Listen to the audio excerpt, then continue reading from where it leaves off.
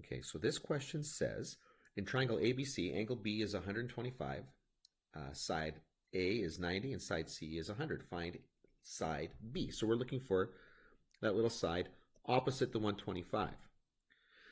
Now, notice in this question, I actually don't have a side angle pair. I have an angle, and I'm asking you for the side opposite it, but I don't have the pair that I would use to build or to use the sine law. So as a result, this means that I'm using the cosine law.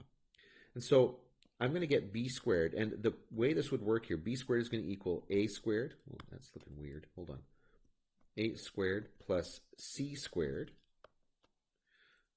minus 2ac cosine angle b. That would be the pattern for the cosine law when I'm looking for little b. And then I would take the square root. So this is going to be a squared plus c squared minus 2ac cosine of angle b, and then the square root of the whole thing. So now let's plug this all in. A is 90, so 90 squared.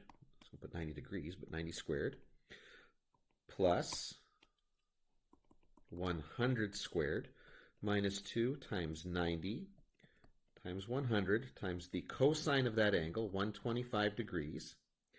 And I'm going to take the square root of the whole thing. Now, my advice to you when you're doing this, most of you, if not all of you, are going to have calculators that will allow you to enter this all into your calculator in one step.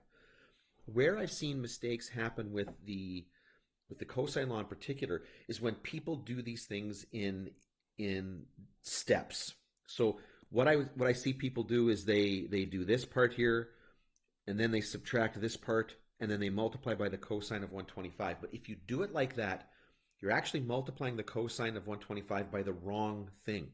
You're multiplying it by the whole 90 squared plus 100 squared minus 2 times 90 times 100. And I don't want that. I only want that cosine of 125 to be multiplied by that 2 times 90 times 100. I just got to be careful. It makes a lot more sense to just enter this all into the calculator in one step, including at the end the cosine of 125. So this is what I do. Okay, I just enter it in all in one step, making sure I put brackets around that 125 when I take the cosine. It's all under a square root immediately for me. I started with the square root, then I press enter. And I'm going to get that this is approximately equal to 168.6, whatever units it is that I'm using.